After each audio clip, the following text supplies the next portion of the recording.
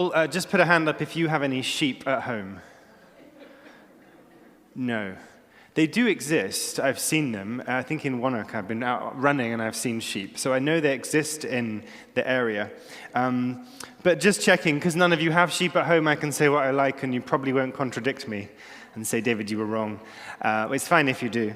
I don't know that much about sheep, but when we look at these sheep, first of all, I want to say two things. Well, I want to say more than two things, but before we get going, I want to say two things. And the first thing is this.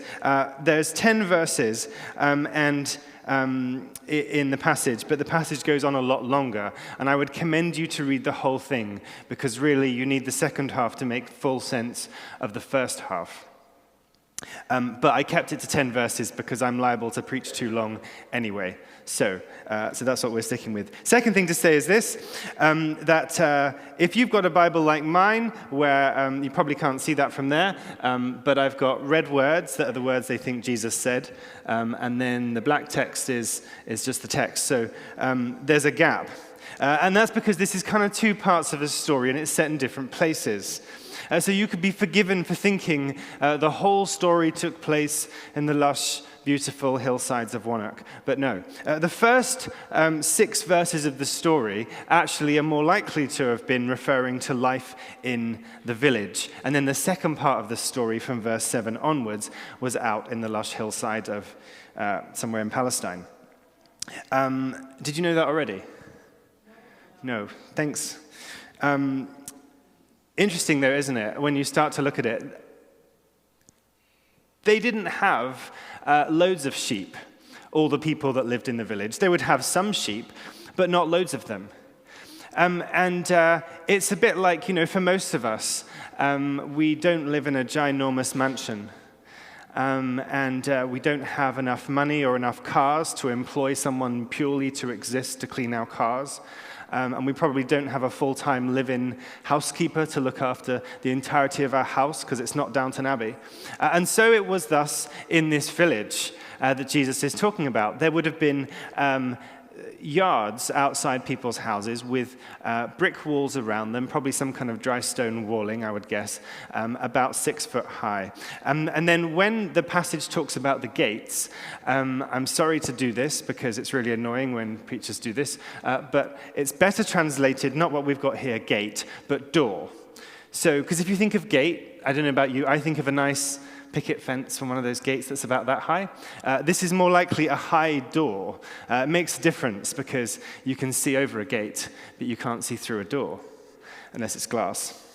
But then I'm not going to digress on that one. Anyway, so we're thinking about village, we're thinking about courtyards, we're thinking about having maybe, 5, 10, 20 sheep each, not loads of them, not enough to employ a whole shepherd. And so there was an organization called shepherdsareus.com, and they would go around and say, we'll provide a shepherd, and we'll look after a number of you.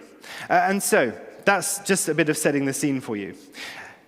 So Jesus is talking to the Pharisees and says, anyone who does not enter the sheep pen by the, I'm going to translate, enter the sheep courtyard by the door, but climbs in some other way is a thief or a robber. The one who enters by the door, verse 2 again, I'm changing gate to door, is the shepherd of the sheep. The gatekeeper, again, better translated, doorkeeper or watchman, would open the gate and the sheep listen to his voice. So you'll have people, you recognize their voice, and when they call you, these days this analogy doesn't work because we all have phones that tell us who's calling. Right? Most of us do. Here at the church, our phone is vintage. It's from, what do you reckon, 1987? They filmed a bit of a movie here, and the thing that excited the location scout most of all was not the beauty of our building, not the big parking space, but it was the phone in the office because it was so old. And the phone in the office that's so old, it still works. This is, we don't spend money we don't need to spend. We want to invest in the right things, and the phone's fine. But it doesn't tell us who's calling. So we'll know who's calling. We pick up the phone, and we recognize the voice of the person. And often what happens, because sometimes I answer the phone, is people will go, oh, David, is that you? I didn't expect you to answer the phone. There's not hundreds of people volunteering at the church to answer the phone all the time. The office is only open a few hours a week, so it's quite likely. Maybe after today, we'll have a list of people who want to answer the phone. Anyhow, you're distracting me from... I'm trying to stay on track. If I preach too long, it's Kathy's fault. Sorry. Now I've lost track of where I was going completely. The phone, recognizing the voice, thank you.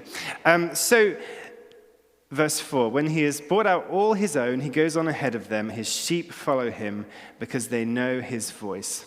So it's the voice that the sheep learn to listen to. They can trust the voice, and they know. And so notice also a word in there. He calls them by name and leads them out. The good shepherd, the shepherd, doesn't force them out. He doesn't round them up and shoo them, but he leads them and they follow. Just like Jesus for us. He doesn't run behind us, pushing us to go. He calls us to follow where he leads, because he is the way. And so it is for the sheep. They don't just get pushed. They hear the voice and they choose, I'm going to go. And so it says in verse 5, they won't follow a stranger. In fact, they'll run away because they don't recognize the stranger's voice. So imagine you're a sheep for a moment. Anyone want to make a sheep noise? Bah. I was once a sheep in a play, so I can do great sheep impressions, but again, I won't. So the sheep are there. They want to get out to the luscious hillside to chew on the grass and whatever else is out there. And they know that in order to do that, they need to follow the shepherd, but they hear the voice of a shepherd that is not the right voice. And so even though they have a hope of heading out to pasture, they're scared and afraid, and they won't follow the stranger. So Jesus says all this, and the Pharisees kind of were like, okay, whatever. They didn't understand what Jesus was saying, so he has another go. And we move from the village with the courtyard and the doors, whereby the shepherd would call out the sheep, and they would choose to follow to go out to the pasture. We move out now into the pasture. And Jesus says, very truly I tell you, I am the gate for the sheep.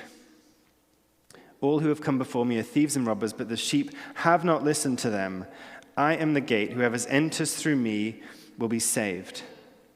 Jesus puts himself in that place of saying, I'm the one through whom you will feel safe. I am the doorway. There's two verses that we hang our vision and strategy on as a church here at St. George's. And to be honest, whatever church you're in, you could pick these two verses and use them. And they are John 3:16, which is engraved in the stained glass, or etched in the stained glass on the chapel. I'm the way, the truth, and the life, and no one comes to the Father except through me. And then this verse we're coming up to, John 10:10. I have come that they might have life and have it to the full. Jesus puts himself in that place of saying, I am the good shepherd. I will lead you from the little courtyard of stone where you feel trapped to the place of freedom on the hillside. The picture of life and life to the full is about life now and eternal life. There's a Christian charity called Christian Aid that works out of the UK, and they work around the world. And they have, I think I'm going to say this, the best tagline of any organization in the world ever. And it is this: we believe in life before death. Just let that sink in. We believe in life before death. Why do I think it's the best? Well, because we know that the Christian faith is about life after death, but it also is about life in the here and now. And so the eternal life that Jesus brings starts now. Jesus says, I have come that they might have life and have it to the full. And that fullness of life begins now. It's a fullness of life that unless you live in another planet, you probably have discovered by now, will not be delivered by the government, provincial or national, whoever's in power. It will not be delivered by the mayor or the councillors, wonderful as they are.